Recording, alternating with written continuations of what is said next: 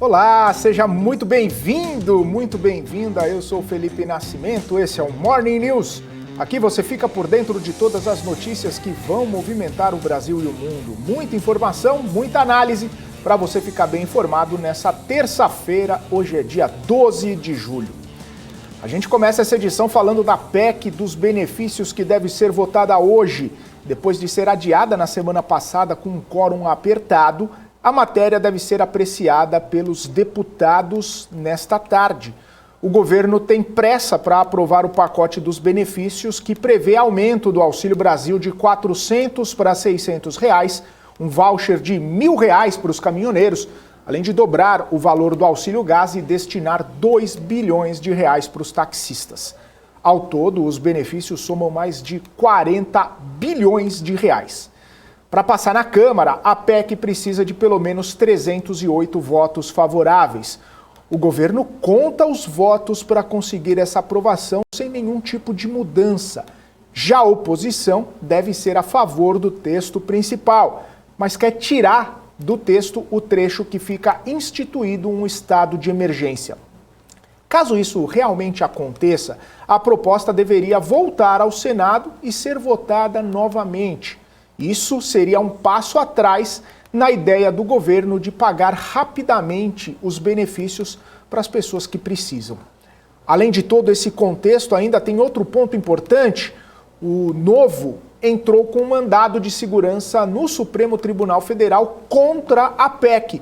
O argumento é que a tramitação acelerada da matéria viola cláusulas pétreas da Constituição.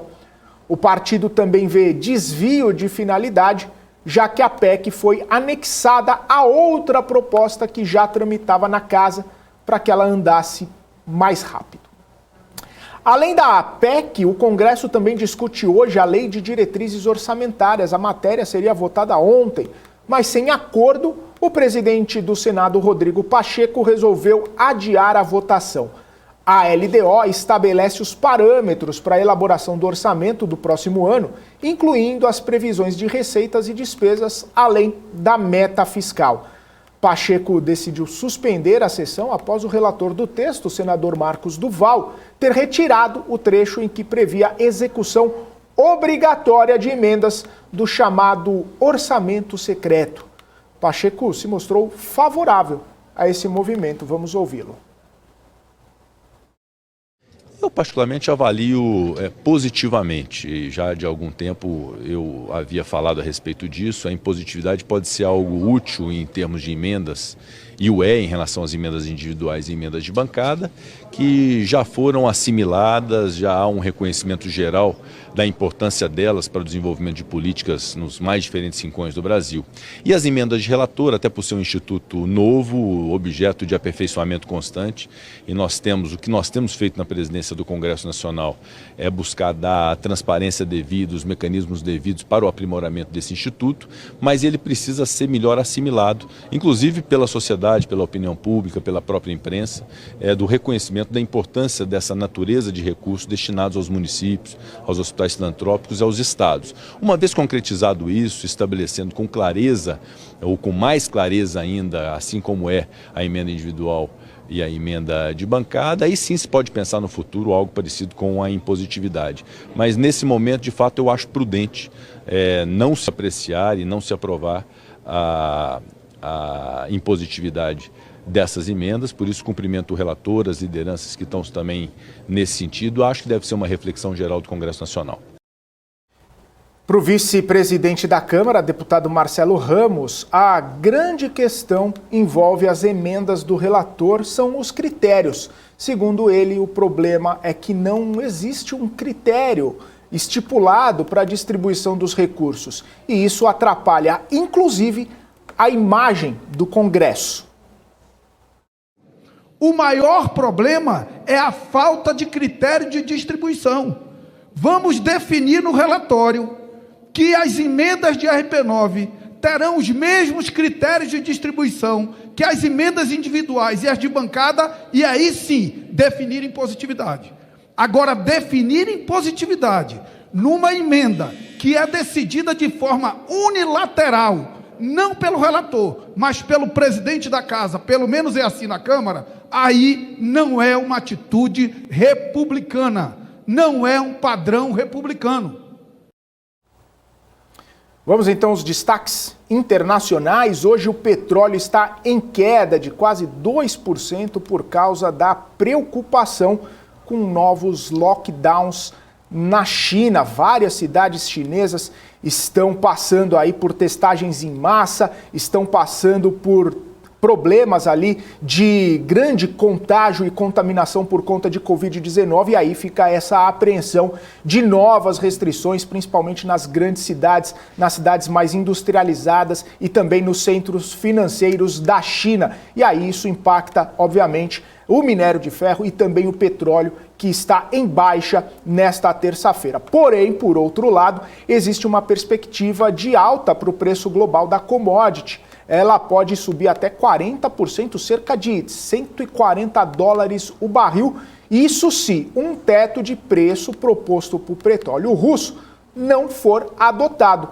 E aí eu queria ir até os Estados Unidos conversar com a nossa correspondente internacional, Giovanna Locatelli, para a gente entender um pouco sobre esses movimentos, esses detalhes sobre essa possível alta no preço do petróleo. Muito bom dia, Giovanna, seja bem-vinda aqui ao Morning News.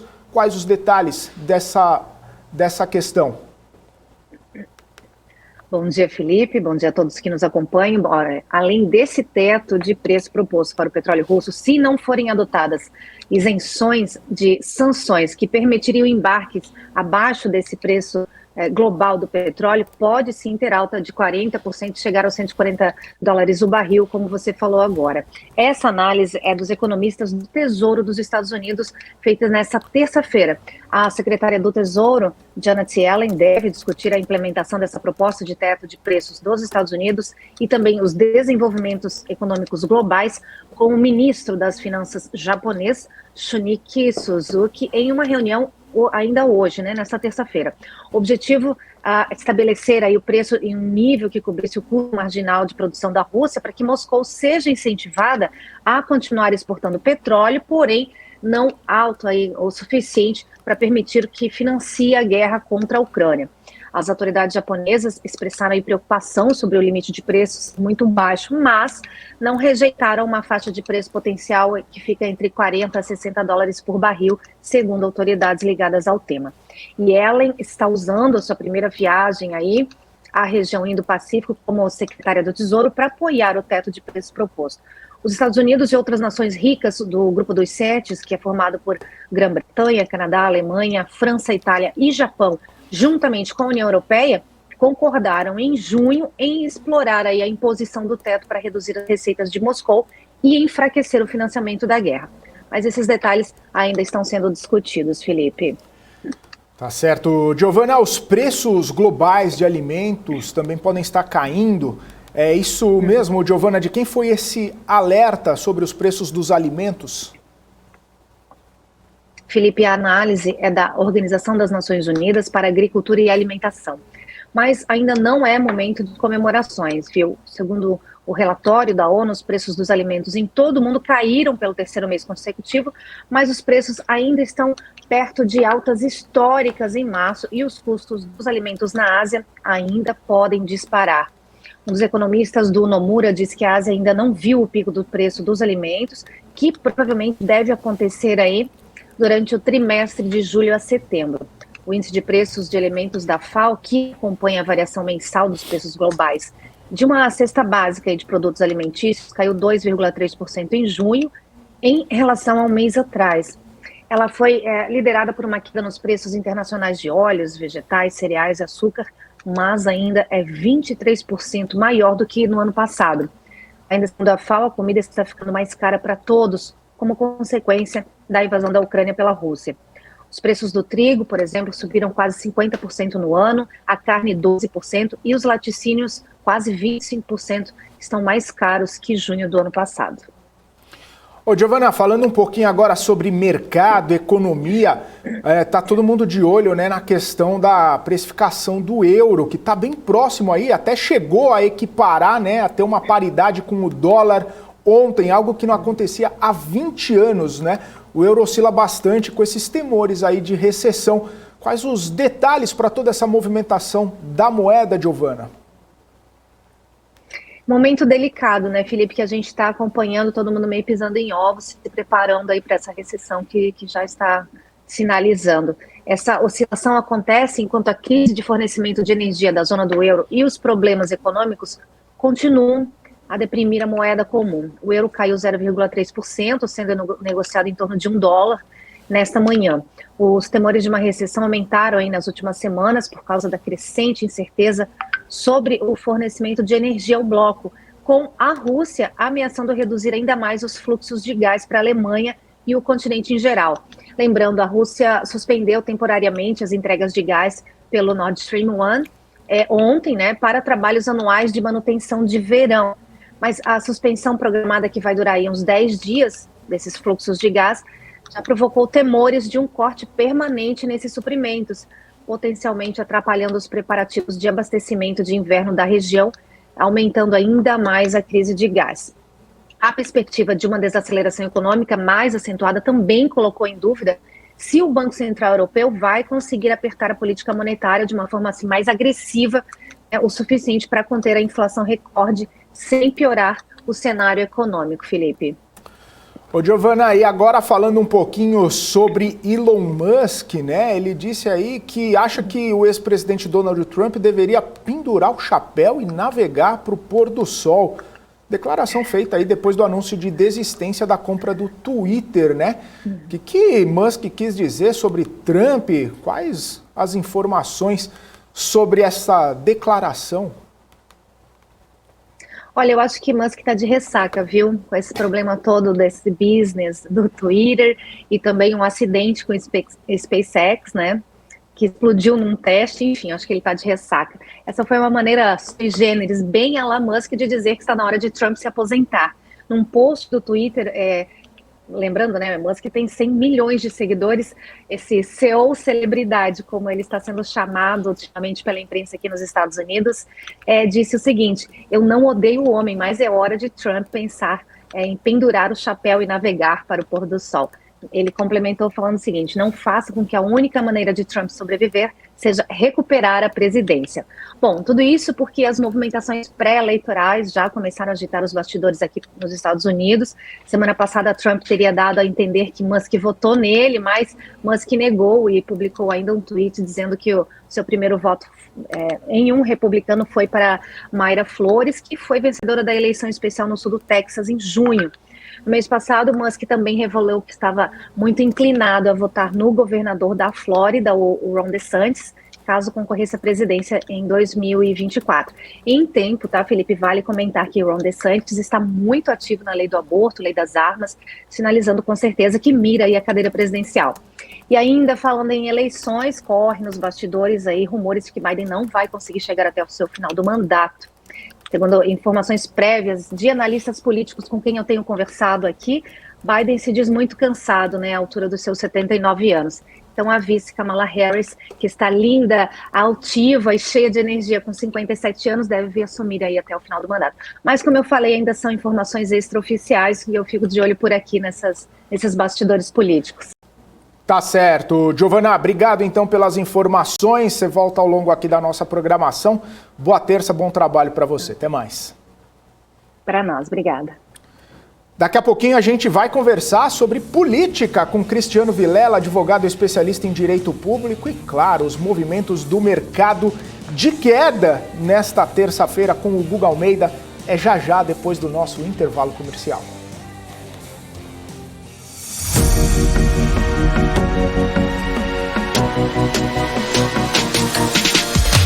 PMC News. Informação que gera valor. Notou a inflação explodindo recentemente? Preço da gasolina? O seu dinheiro está desaparecendo? Rentabilize suas criptomoedas com a Bybit Ganhos. Tudo isso em uma plataforma intuitiva, segura e dinâmica. Não perca mais tempo, porque tempo é dinheiro. Abra sua conta hoje mesmo. Bybit.com. Se hoje você assiste um filme, pede comida e chama um táxi em poucos cliques, por que você ainda faz o seu imposto de renda como se você estivesse na idade da pedra? Você não tem que ficar reunindo um monte de documentos ou fazendo todas as contas na mão. É possível sim fazer em poucos cliques, utilizando uma plataforma chamada Velotex, que integra com as principais corretoras e plataformas para que você faça tudo de forma simples, fácil e totalmente segura. Vá no site velotex.com.br ou escaneie o QR Code e faça seu imposto de renda em 3 minutos. A CapTable é a maior plataforma de investimentos em startups do Brasil que conecta você, investidor, a essa nova economia. Nós selecionamos e avaliamos as empresas em ascensão de forma rigorosa. E você se torna sócio das marcas mais inovadoras e com futuro exponencial no mercado. Invista de forma descomplicada, inteligente e exponencial. Acesse captable.com.br e faça parte da nova economia. Profit, a plataforma oficial da BMC News. Acesse o site e faça um teste gratuito.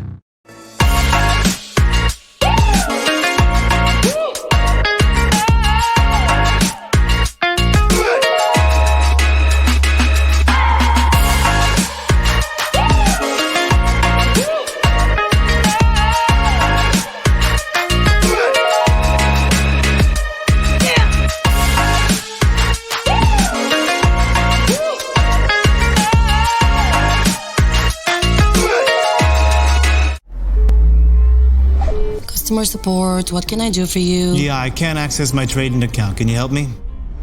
I'll see what I can do. Could you wait a second? Stop calling it, you hear me? I'm moving on, you should too. It's hard to find a broker that meets all your expectations. Or is it really? Active Trades Online Broker since 2001.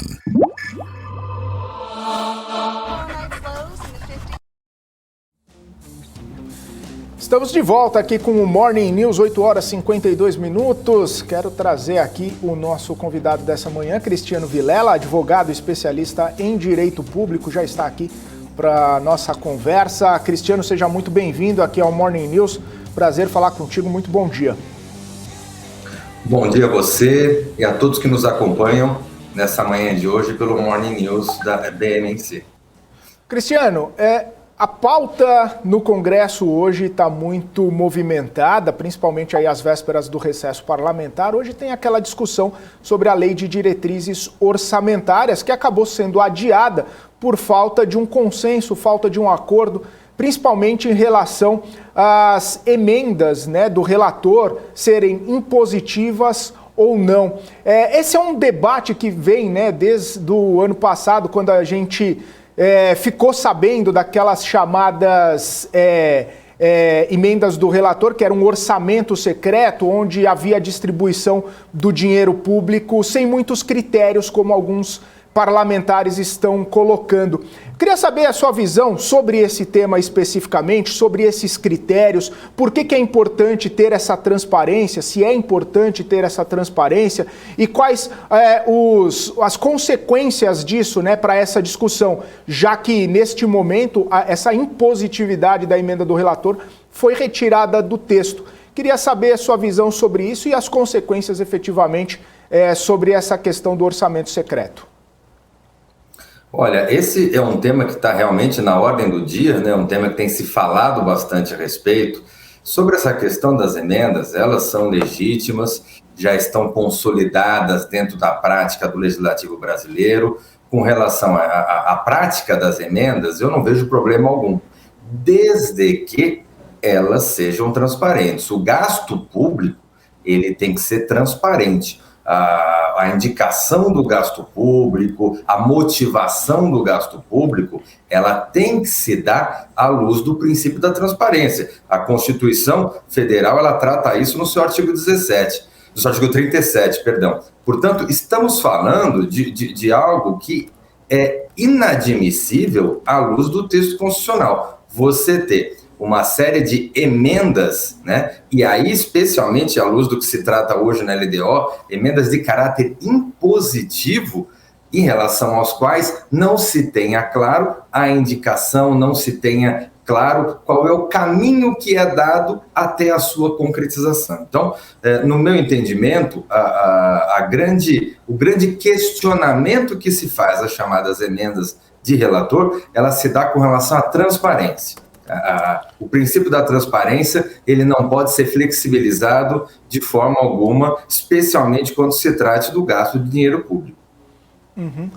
Cristiano, e aí, vendo politicamente, né, os parlamentares, eles têm acesso a esse orçamento que, teoricamente, na verdade, teoricamente não, ele é legítimo ali, como bem o senhor especificou, e eles têm direito a esse orçamento. Qual que seria, né, a dificuldade de ter essa transparência, já que muitas vezes anteriormente a gente viu que os repasses eram feitos ali sem essa transparência, né? Por que os deputados, os senadores estão debatendo especificamente essa questão da transparência, da impositividade e de toda essa questão que está circundando a LDO? Seria um problema para os parlamentares atuais? Seria um problema para os parlamentares que vão vir na próxima legislatura? Por que está com tanta discussão a respeito disso? Olha, em tese, a transparência seria o óbvio, né? Da mesma forma que um advogado coloca gravata para ir ao fórum, quer dizer, é o padrão, é a praxe. A transparência, né, é o padrão que se dá nesse tipo de relação, onde há o gasto de recurso público. Então, sempre que há uma indicação de emenda, essa emenda ela tem que ter o carimbo de um parlamentar para que se saiba qual é a origem daquele pedido, da solicitação, de onde vem aquele gasto.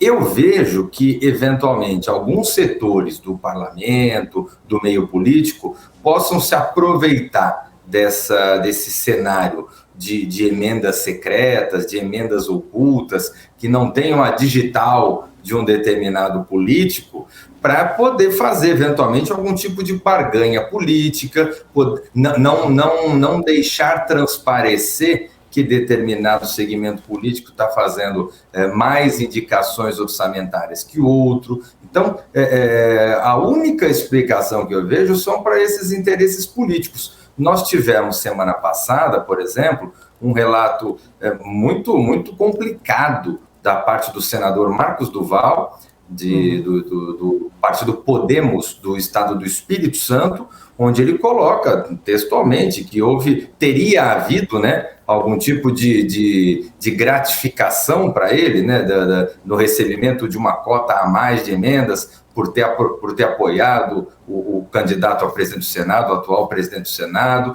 Enfim, esse tipo de relação obscura, que naturalmente tem que ser apurada, tem que ser verificada, mas esse tipo de relação obscura, ela fere frontalmente a Constituição. Então, ela pode eventualmente ser prática no sentido da composição política, da estratégia política, mas ela é inadmissível dentro do Estado Democrático de Direito, onde a regra é a transparência.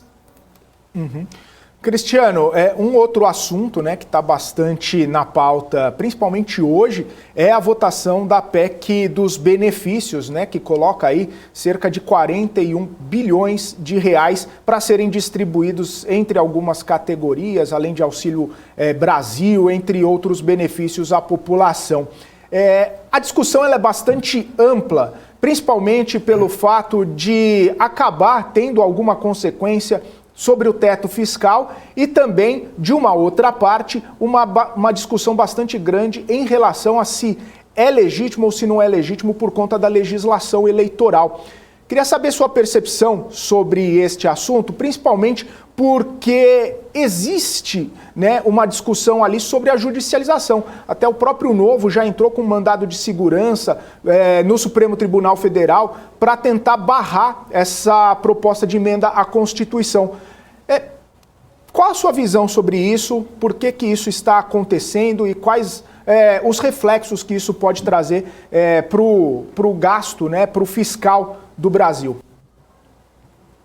Olha, realmente é um tema muito interessante e que comporta análise sobre diversos pontos de vista, né?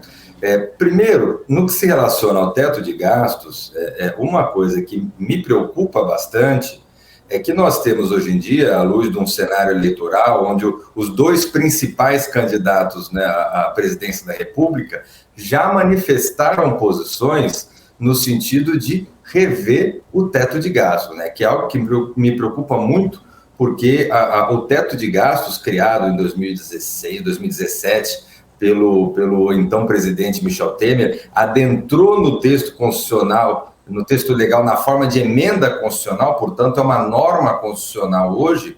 Ele é uma regra muito bem-vinda, né, no sentido de limitar os gastos excessivos do país, e nós passamos, no passado recente, por momentos de gasto descontrolado no país. Então, ela vem no sentido de limitar esses gastos como uma forma de fazer com que o Estado não venha a gastar muito mais do que as suas capacidades e com isso se endividar e com isso ter todas as consequências que a gente já conhece bem para a economia do país. Então, eu me preocupa muito qualquer medida, qualquer discurso que venha a flexibilizar o teto de gastos. No caso Intel, e aí eu entro no segundo ponto, do ponto de vista formal, os estrategistas do governo, do ponto de vista jurídico, do ponto de vista político, conseguiram construir uma estratégia, no meu entendimento, muito bem concertada, né? No sentido de fazer com que a PEC das bondades, né, ela fosse justamente aprovada na forma de emenda constitucional, porque, primeiro, sendo através de texto constitucional, poderia eventualmente furar o teto de gastos, se assim for o caso. Segundo, não ficaria limitado às imposições estabelecidas pela lei eleitoral.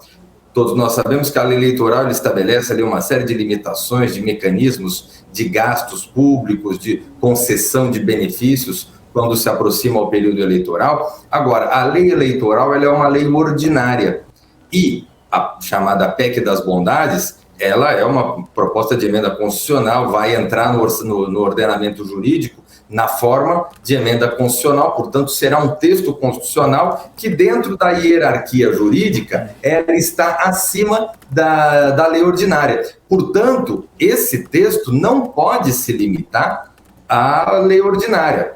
O que ficar estabelecido nessa PEC, ele não se limita, não se restringe ao que estabelece na lei ordinária. Portanto, uma vez aprovado na forma de emenda constitucional, embora seja mais complexa do ponto de vista político, de votação e tudo mais, exige o quórum qualificado e tal, mas, uma vez aprovado na forma de emenda constitucional, essa medida não fica restrita.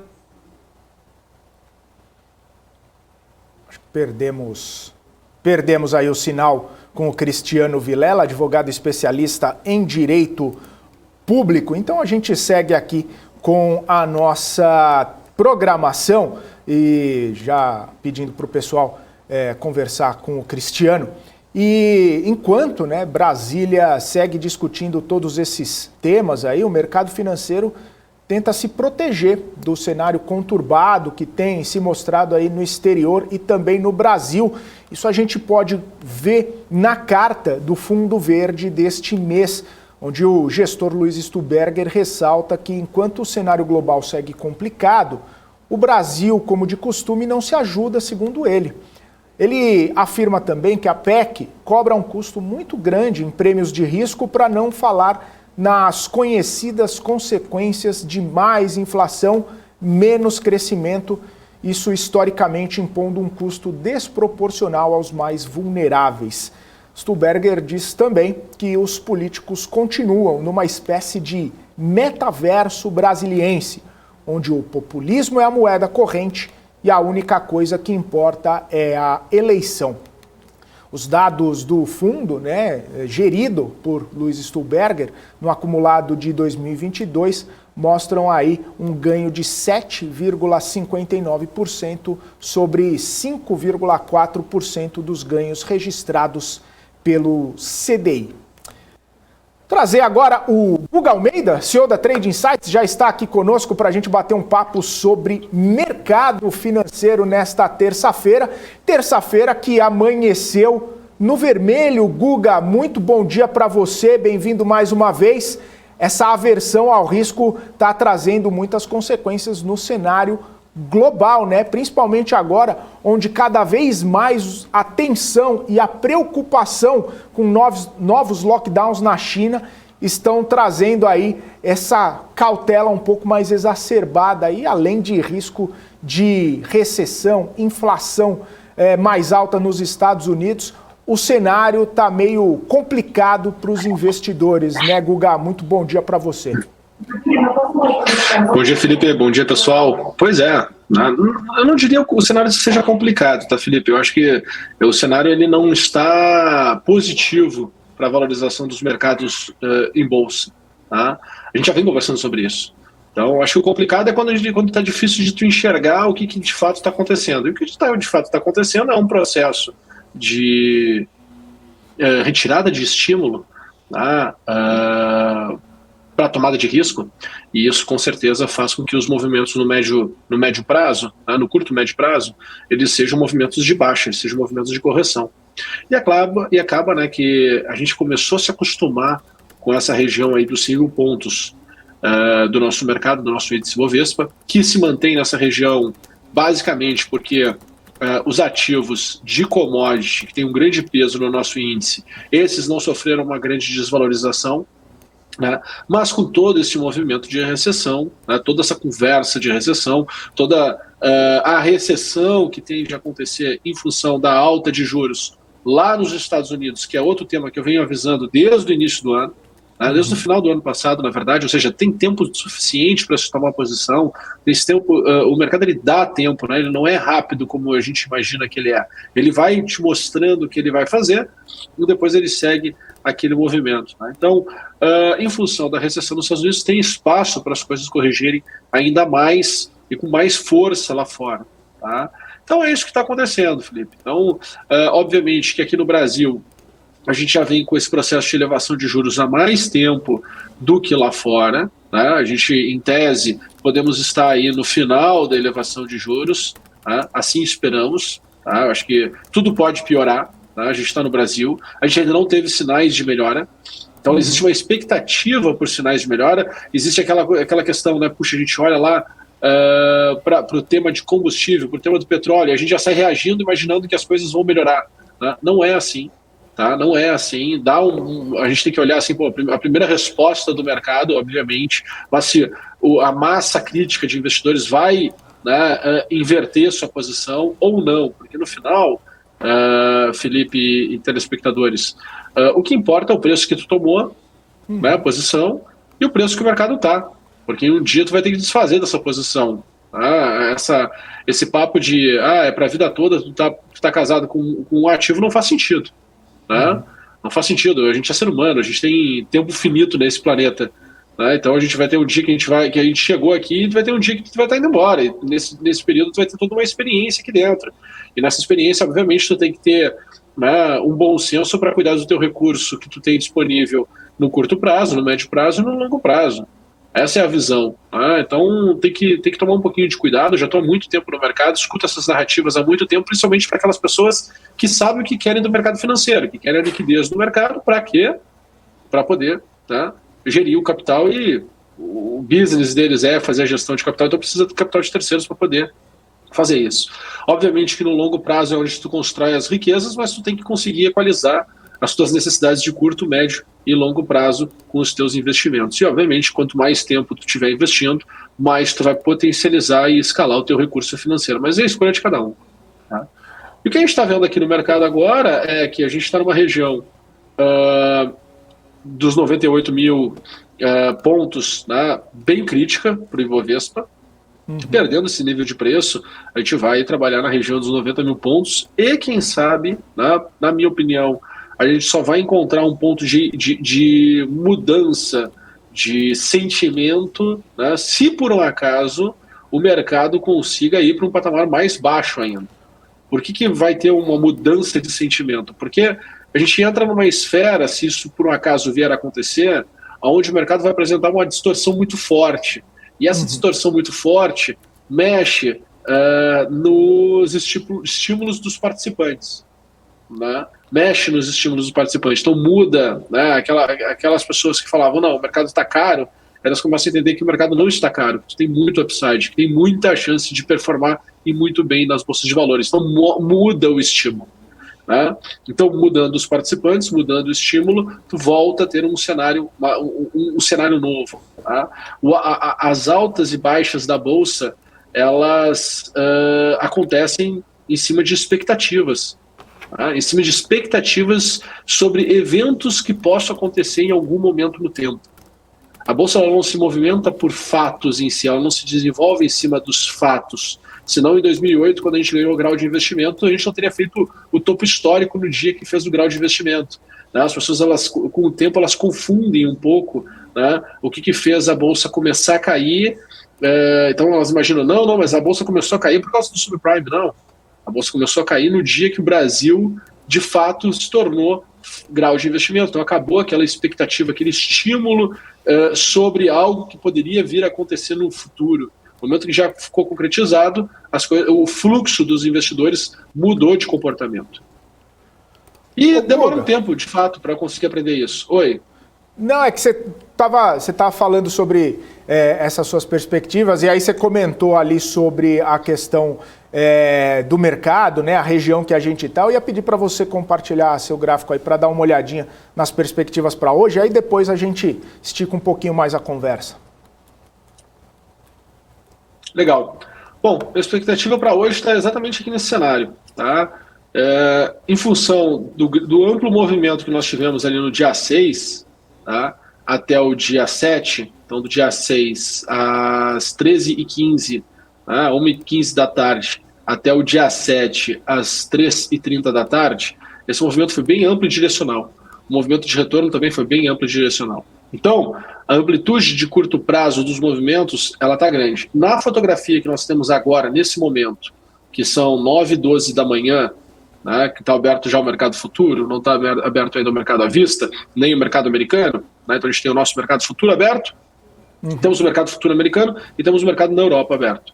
Então, nessa janela aqui de percepção, o que eu consigo imaginar de uma alta é, de fato, retornar, tá, lá para os 102.800. Poderia voltar para aqueles patamares. Seria uma alta teria um upside aqui em torno de 4,2%.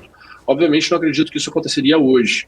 Né? Para isso a gente teria que ter um movimento positivo nos próximos dias. Então, teria que imaginar que hoje é terça-feira, amanhã é quarta-feira, né? Quando sair inflação nos Estados Unidos, teria que vir uma surpresa positiva. Não sei se isso acontece. Tá? Não consigo ter esse estímulo e essa expectativa positiva, que eu tenho uma expectativa mais negativa. Né? E aí, nessa expectativa mais negativa, a gente voltaria para essa região aqui dos 96 mil pontos, né? Ou iria para essa região aqui dos 96 mil pontos, que me faz mais sentido. Tá? Eu acho que o mercado ele tem mais condições para ir para esse patamar aqui de 96 mil pontos, que é uma queda aí em torno de 2,5%, 3% do patamar que nós estamos agora. Então essa é a minha expectativa aqui para o dia de hoje no nosso mercado futuro. Maravilha. Ô Guga, essa questão do petróleo, você consegue dar uma olhadinha também para a gente? Porque o petróleo está caindo bastante no cenário internacional hoje. Eu estava dando até uma olhada agora, mais de 4%, principalmente aí com essas questões lá na China. Não só o petróleo, mas o minério de ferro também tendo bastante volatilidade, caindo bastante nesse cenário. Você consegue dar uma olhadinha aí, ver a perspectiva do que você está vendo para o petróleo? Porque tem gente que fala que vai para 60, tem gente que fala que vai para 380, a gente não consegue entender direito qual que é a perspectiva. Embora o cenário internacional mostre aí que a Rússia tem bastante interferência nessa questão do preço, na oferta também da OPEP, enfim, são vários pontos ali sendo colocados nesse xadrez para chegar nessa composição do preço, né? Vamos lá, né? O petróleo é engraçado, porque quem acompanha o mercado financeiro, tá? Se nós olharmos um pouco mais para trás no tempo, a gente falava aqui a turma do ISD e o evento ISD e o movimento ISD, e aí a gente vê petróleo em abril de 2020 ficando numa cotação negativa.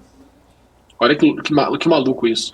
Tu tinha lá pessoas que estavam pagando para que você levasse o petróleo embora para casa. Aí tu tinha uma janela de mercado negativo de petróleo. E hoje tu tem aí o petróleo como um dos problemas no mundo, né? Em função do medo para a inflação. Como é que pode, né? Todo mundo fala aí de longo prazo, mas olha a transformação de cenário que a gente teve aqui de 2019 para agora.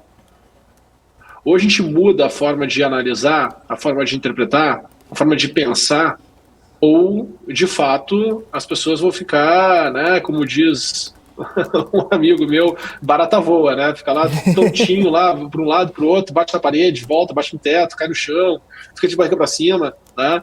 Fica lá maluco nos cenários.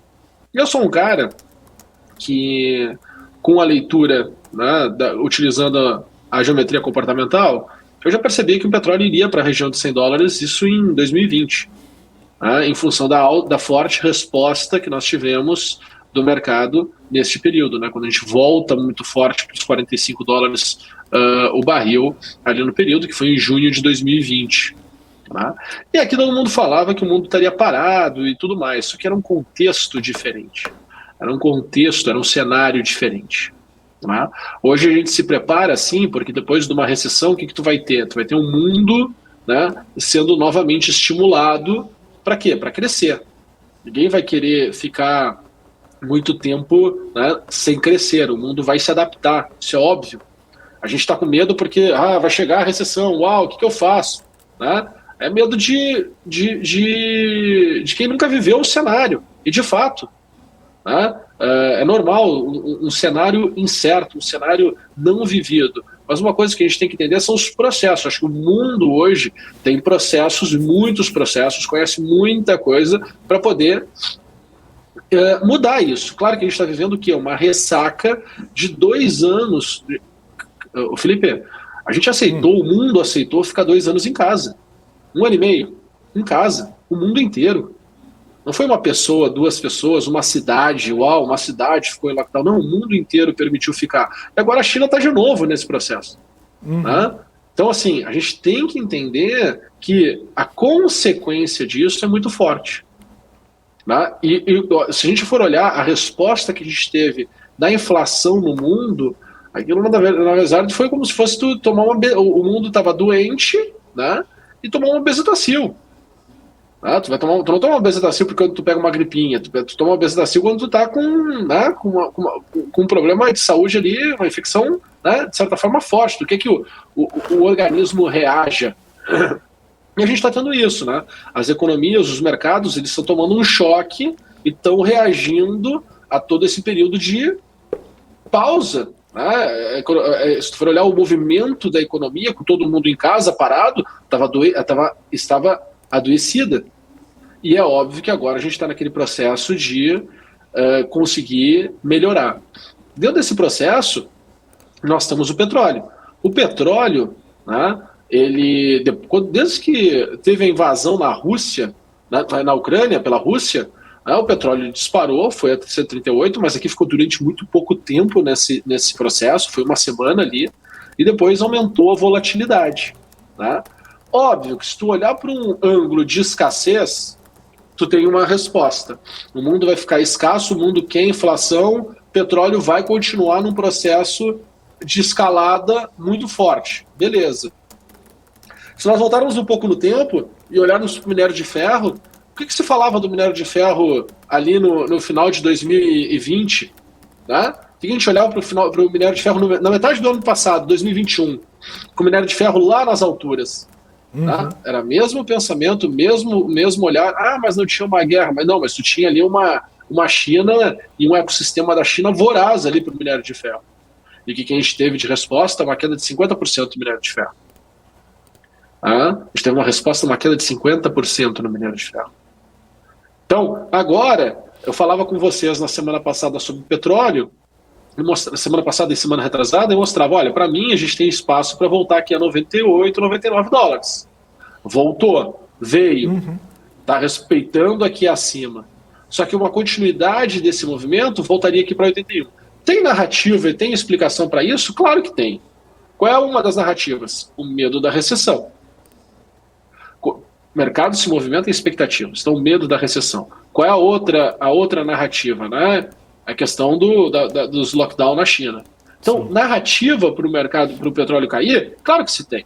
Até porque quem constrói as narrativas ali, né? A primeira narrativa é o primeiro... Vamos lá, a principal agência de notícias vai buscar a narrativa em cima de algum analista que, em algum momento no tempo tem ali um relacionamento e tem um interesse por ali. Então vai dar a primeira narrativa. E o mundo depois ele fica repetindo aquela narrativa fica reverberando, né, em cima de todas as agências, em cima de todos os mercados. Tá? Mas eu enxergo sim, não me surpreenderia se o petróleo voltasse a $80, isso traria um desestímulo, uma diminuição da pressão inflacionária, né? No mundo seria positivo, né? Eu acho que seria uma resposta mega positiva se voltasse para cá, e óbvio, né? Como a gente já teve aqui 2 etapas de correção, a gente volta a estar num cenário para continuar a escalada de preços, tá? E o movimento de alta no petróleo, né, voltando a se ter, eu enxergo aqui um movimento que pode chegar lá na região dos $170. Se tiver uma sequência de alta novamente, né, vai ser para ir buscar os $170 o barril. É isso, Felipe. Maravilha, Guga. Baita análise aqui sobre esse cenário para petróleo e tudo mais. Valeu então, Guga. Muito obrigado aí mais uma vez por estarmos juntos. Ótima terça, bons negócios para você. Até amanhã. Valeu. Um abraço, pessoal. Tchau. Tchau, tchau. É isso aí. Falamos com o Guga Almeida, CEO da Trade Insights, aqui com a gente falando, né, sobre essa situação do petróleo. O petróleo que em queda, né, bastante importante na manhã desta terça-feira, mais de 4%. Inclusive, o petróleo WTI chegou aí a ficar abaixo dos $100 novamente. O WTI cotado aos $99,44 o barril. O Brent está raspando lá nos $100, $102,63, uma queda de 4,17%. A gente se recorda, né, que ontem o presidente Jair Bolsonaro falou que está em negociação de compra de óleo diesel da Rússia, que os preços praticados lá na Rússia são bem menores e isso seria uma oportunidade para baixar os preços dos combustíveis aqui no Brasil, além de aliviar a pressão dos últimos aumentos. Além disso, Bolsonaro disse que a carga poderia chegar ao Brasil em 60 dias.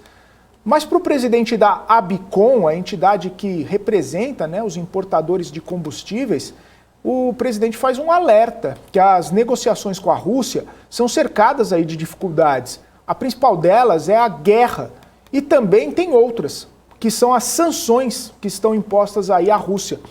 Um outro ponto importante a ser debatido nessa questão é que o Brasil já não importava diesel da Rússia mesmo antes das sanções, por questões como a oferta de diesel no Golfo do México, o custo com frete e também o tempo de viagem da Rússia até o Brasil para trazer a carga, né, de óleo daquele país.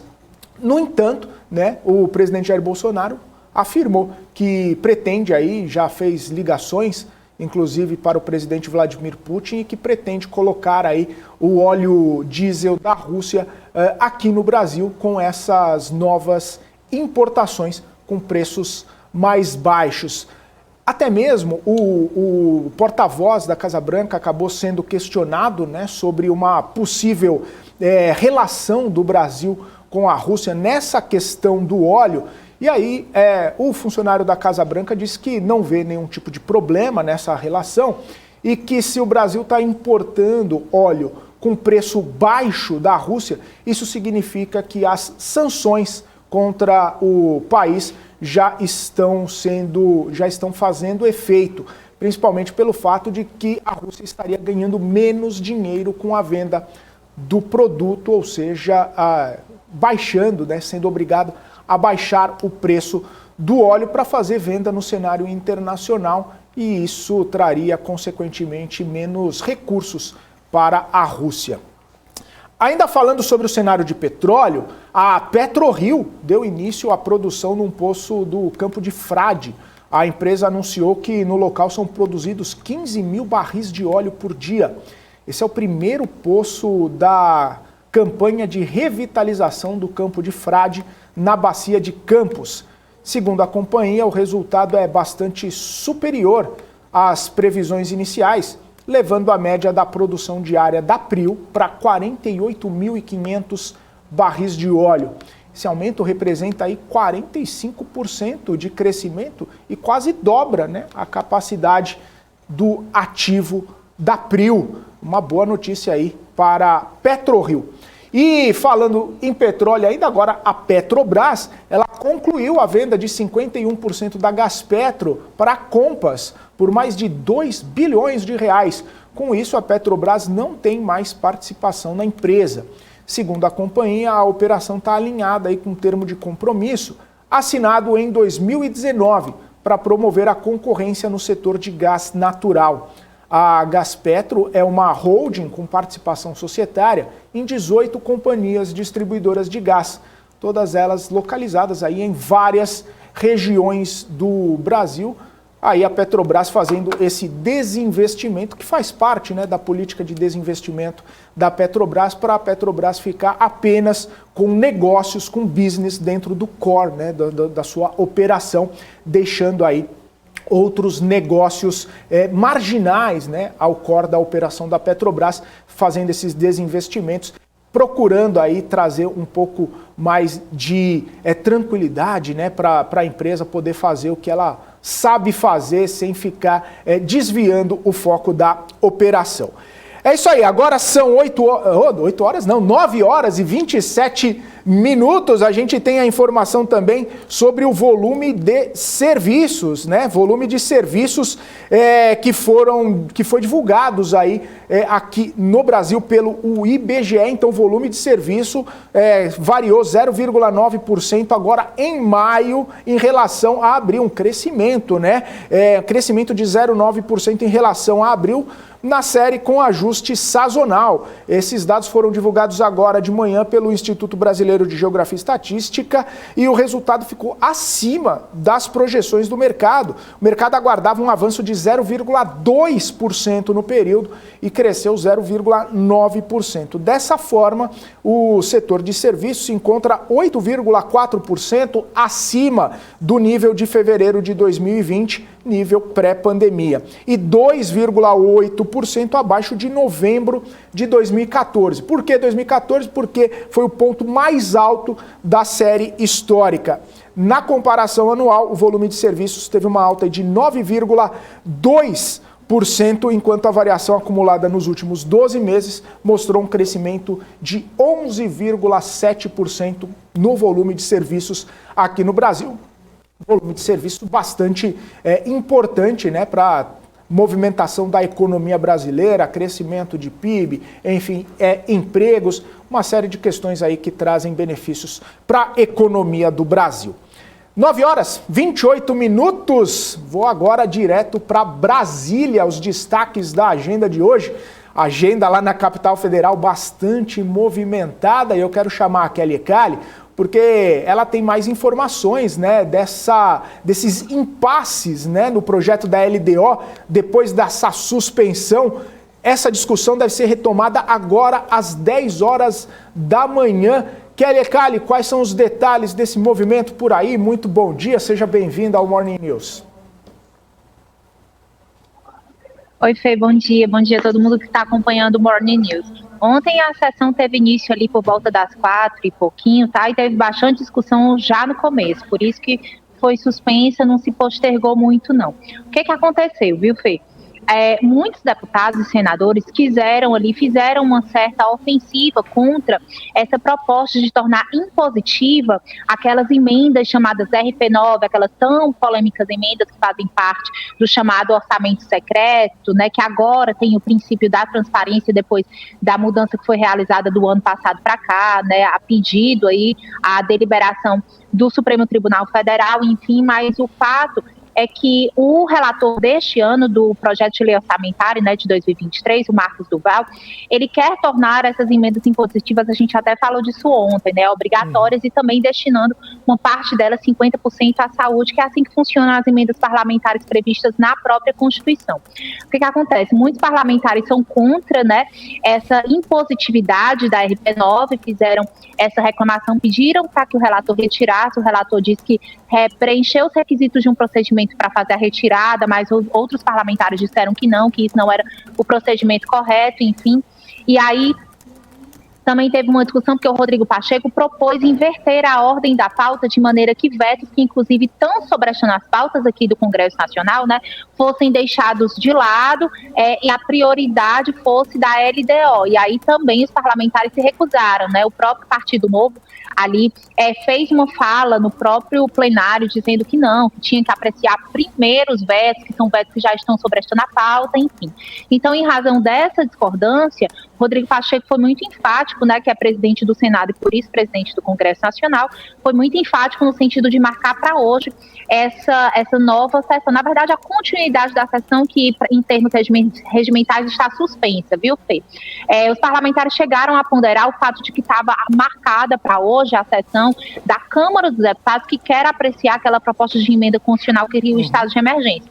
E aí o Rodrigo Pacheco disse, abre aspas, uma sessão do Congresso é tão importante quanto uma sessão da Câmara dos Deputados. Então ele não deu o braço a torcer, suspendeu a sessão ontem e ficou marcada para hoje. A expectativa é de que tenha início logo mais às 10 horas da manhã. Eu vou acompanhar por aqui, daqui a pouquinho trago novidades. Volto com você aí, Fê.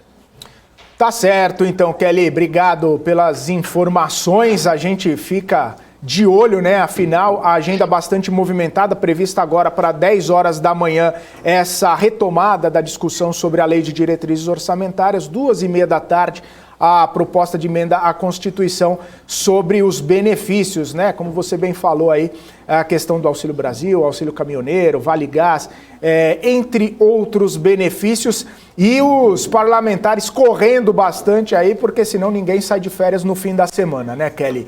Todo mundo tem que fazer uma operação rápida aí para conseguir passar, votar tudo que tem que fazer, senão ninguém vai curtir o recesso parlamentar a partir da semana que vem. Valeu, Kelly, obrigado, bom trabalho aí para você, até daqui a pouco. Tchau, Fê, tchau todo mundo, até daqui a pouco. Tchau, tchau. É isso aí, Kelly Cali, direto de Brasília, trazendo informações sobre essa votação, né, que acabou ficando adiada ontem, né? Rodrigo Pacheco queria votar, mas depois de não ter entendimento entre os parlamentares, acabou ficando sem essa votação. A agenda do dia promete nesta terça-feira. A gente tem informação também, né? Porque o ministro Paulo Guedes está falando, né, numa comissão de Assuntos Econômicos lá da Câmara, do Senado Federal, perdão, ele está falando aí, vamos ouvir um trechinho, né, o ministro Paulo Guedes que está dando uma declaração nessa comissão aí, essa audiência sobre preço e abastecimento dos combustíveis. Vamos ouvir o Guedes. O Brasil era para ser o segundo ou terceiro maior produtor de petróleo do mundo. Quando o Brasil aumentasse a produção numa crise como essa que estamos atravessando agora, era para o preço do petróleo cair, como faz a Arábia Saudita. Quando ela aumenta a produção, o preço global do petróleo cai. O Brasil era para ter o mesmo poder de mercado. E não tem exatamente porque ele é escravizado, ele é prisioneiro de um modelo obsoleto. Essa é a primeira observação. A segunda observação é em relação à política de preços, que é o tema que, com muita felicidade também, o Congresso convocou um ministro adequado para falar disso, que é o ministro de Minas e Energia, porque nós tivemos nesse modelo que temos hoje. O presidente indica o ministro de Minas e Energia. O ministro de Minas e Energia articula um conselho de administração para a Petrobras. A Petrobras e seu conselho de administração escolhem o CEO e a diretoria. E eles, então, é que estabelecem a política de preço da Petrobras. Então, como ministro da Economia, eu não tenho muito a falar sobre a política de preços da Petrobras. Ela é uma empresa listada em bolsa, ela tem uma governança adequada, a diretoria é montada, como eu disse, pelo ministro de Energia, e o ministro de Minas e Energia é indicado pelo presidente. A terceira observação diz respeito a todo esse drama que nós estamos enfrentando hoje, e que o Congresso também brilhantemente tem atuado, o problema de como reduzir os preços nessa crise que foi causada pela guerra da Ucrânia. É muito importante nós entendermos que quando tem um preço 100, digamos que o petróleo Brent lá está a 100, o preço às vezes pode ser maior por impostos, por exemplo, pode estar a 110, porque você tem impostos, 5 vamos supor, de PIS/COFINS, e mais 5 de, digamos, impostos estaduais, ICMS. Então, às vezes, o preço está acima do preço de mercado por impostos. Agora, o preço pode estar também abaixo do preço de mercado por subsídios. Por exemplo, podemos dar um subsídio, fazer um fundo de estabilização para dar subsídios e vender por 90 algo que tem preço de mercado 100. Quando essa discussão começou, foi ainda no ano passado, em 2021, e curiosamente, tinha muita gente dentro do próprio governo querendo criar fundo de estabilização para criar subsídios. E é muito interessante que naquela época, se fosse feita essa medida, que teria custado 120, 130 bilhões de dólares ao ano, ou seja, se começasse o ano passado, meados do ano passado, seriam 60 bilhões do ano passado, mais 120 esse ano, seriam 180 bilhões de reais. Evidentemente, a inflação já teria subido, isso é 2 vezes o teto, o câmbio já estaria bem mais alto, o Brasil estaria numa instabilidade enorme. E mais, o agravante, quando isso começou a ser discutido, não havia guerra da Rússia contra a Ucrânia. Não havia guerra. Não havia estado de emergência, estado de calamidade, nenhuma possibilidade disso ser declarado. Poderia ser acusado de medida eleitoreira, como foi classificado como PEC kamikaze, porque eram 120, 130 bilhões de subsídios. Vários ministros do governo querendo patrocinar essa PEC, e, curiosamente,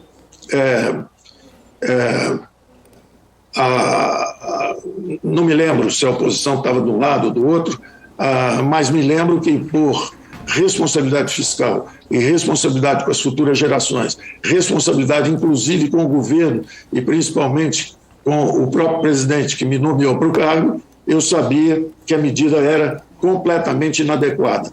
Um preço que estava a 110, porque estava cheio de impostos, ser vendido por 90, porque ia me dar subsídios. Faz o menor sentido. A primeira coisa que tem que ser feita é reduzir os impostos. Primeiro você reduz os impostos, vem de 110 para 105, tirando os impostos federais, depois de 105 para 100, tirando os impostos estaduais, e finalmente, se fosse o caso, fazendo transferências de renda para os mais frágeis, que é o que nós estamos fazendo no momento.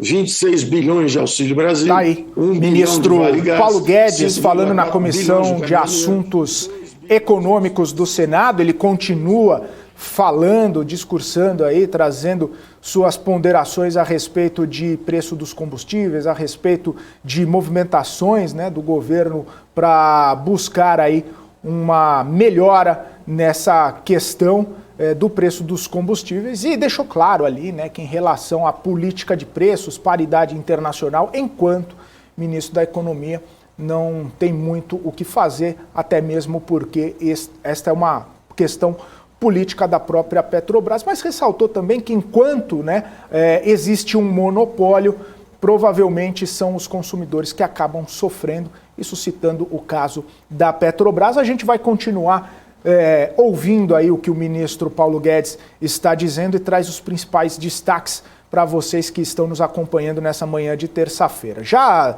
aproveitando o momento aqui para agradecer a audiência de todos vocês que estão nos acompanhando no nosso portal bmcnews.com.br, também nos acompanhando aqui no nosso canal do YouTube. Você que está no YouTube, vai lá, se inscreve, aproveita para deixar sua inscrição aqui no canal para ficar sempre informado quando a gente coloca um conteúdo novo, quando a gente começa a nossa nova transmissão todos os dias. Eu volto amanhã, a partir das 8h30 da manhã, com o Morning News, os principais assuntos, as principais notícias, para você ficar muito bem informado ao longo do seu dia. E você fica agora com o BMC News, com a Paula Moraes e todo o time. Grandes notícias, grandes convidados. Forte abraço, até amanhã. Tchau, tchau.